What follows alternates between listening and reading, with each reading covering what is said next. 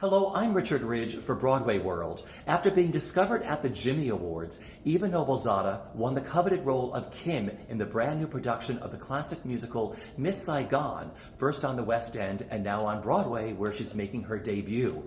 And now she's been nominated for a Tony Award for her heart-wrenching performance. And I caught up with her here at the legendary Sardi's just days before Tony's big night.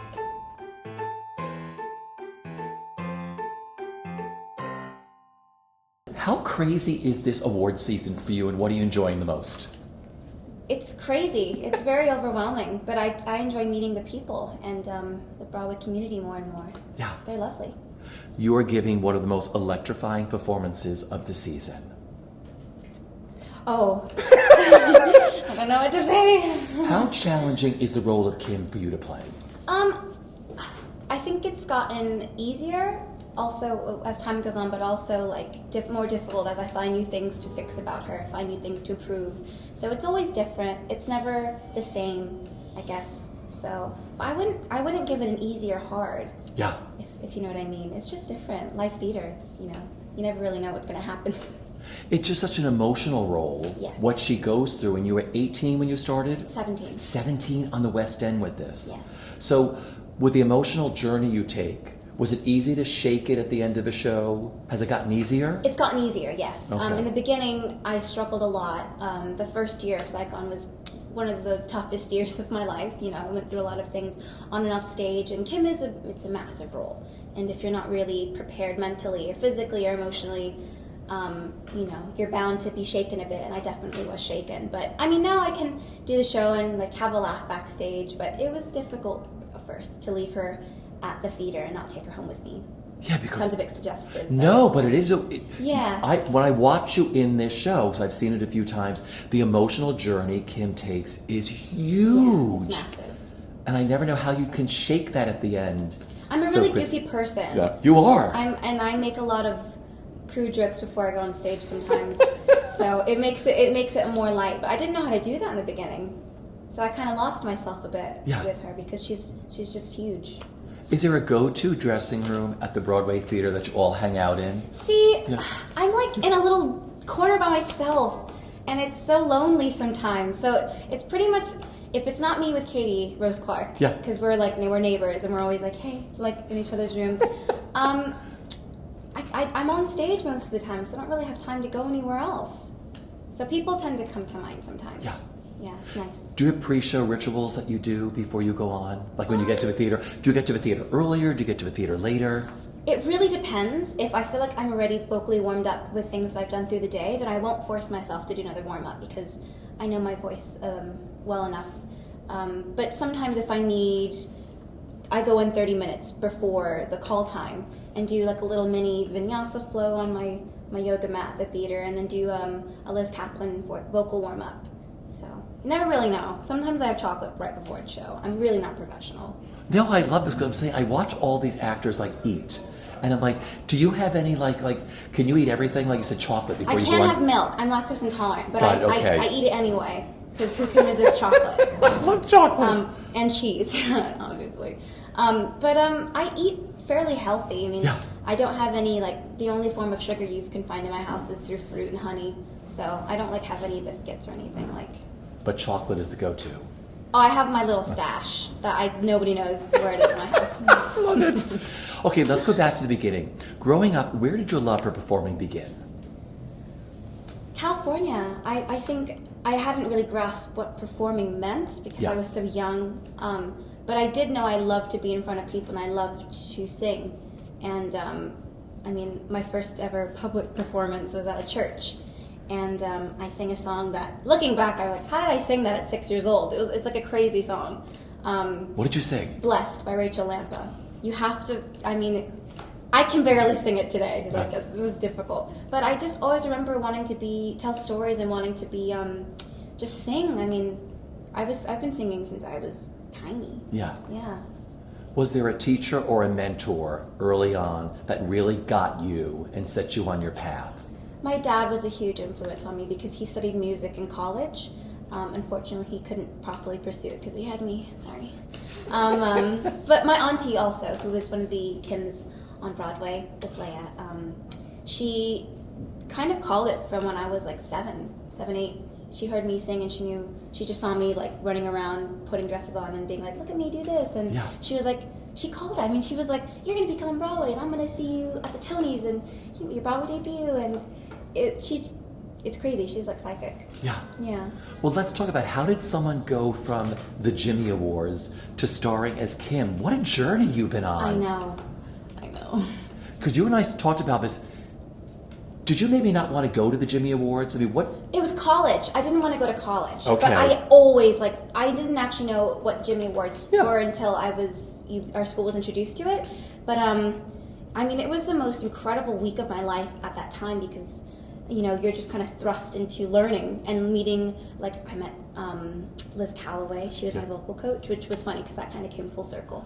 But just, being with a bunch of students who are so passionate about theater, it was the coolest week ever, and it obviously launched me into the career I have today, and I couldn't be more grateful for the Jimmy Awards. Yeah. So Tara Rubin was there. Yes, Tara Rubin was in the audience when I sang a solo, Sang With You from Ghost the Musical. Wow. And she knew about the auditions for Saigon and helped me set up an audition for Cameron.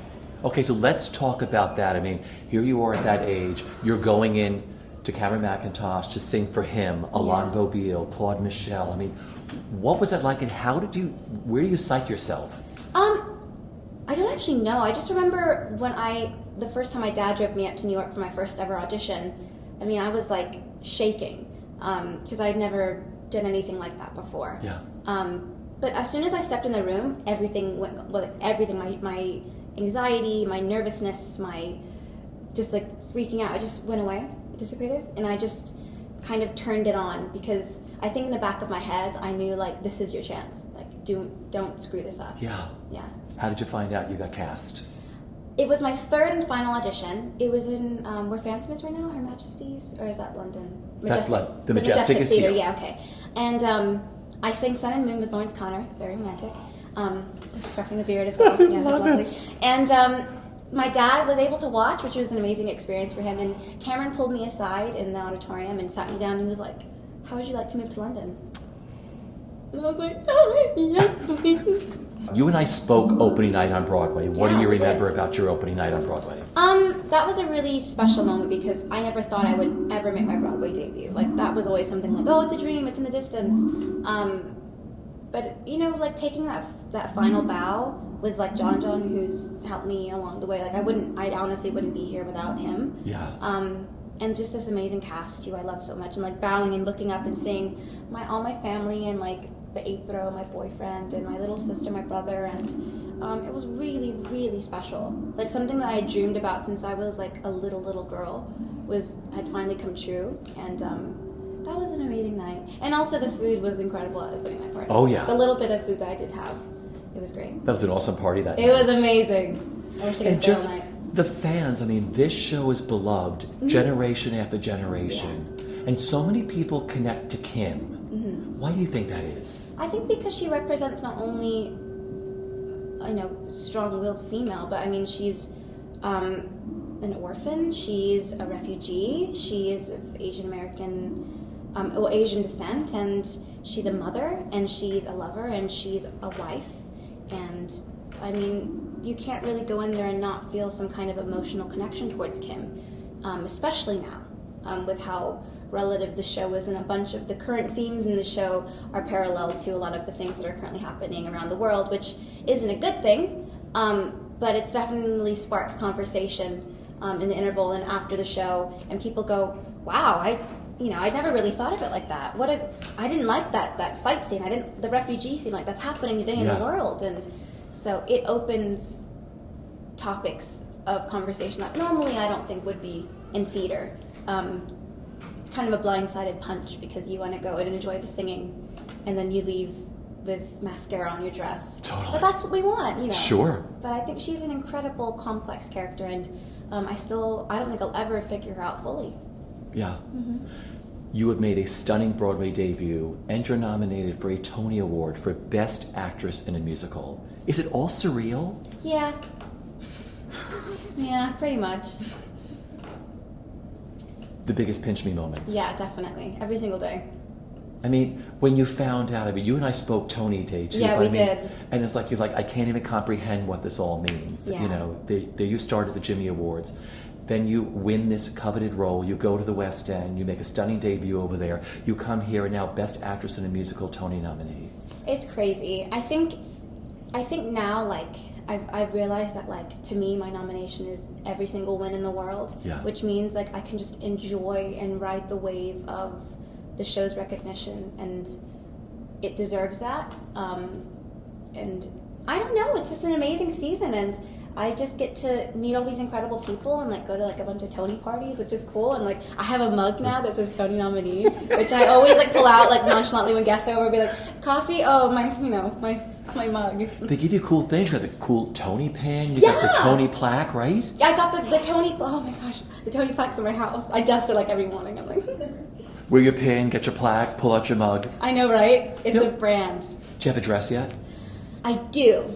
I'm I know very you probably excited. can't talk about it yet for your Well, millions it's of like- fans that are watching at Broadway World. I'm definitely going to have my moment Yeah. on the carpet. And it's great because I think with this Tony season, my kind of, like, thing that I'm working on is just enjoying it and not changing myself for the likes of anyone else. Like, this is for the show, this is for me, and Yeah. I don't want to get steamrolled over with all the noise. So I'm just going to enjoy it.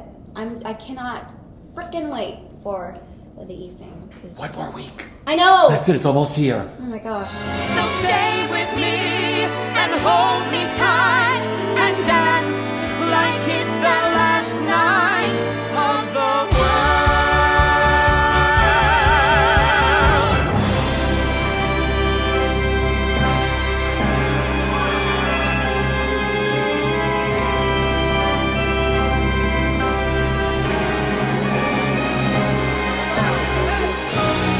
I'm getting you out!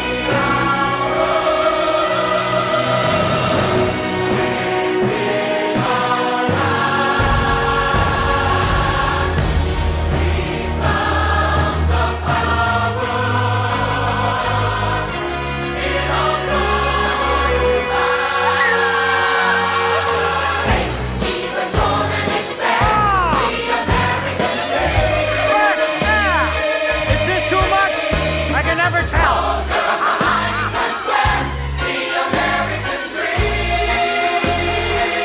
Yeah. Say, can you see? Land of the free. Soon you will buy it from me.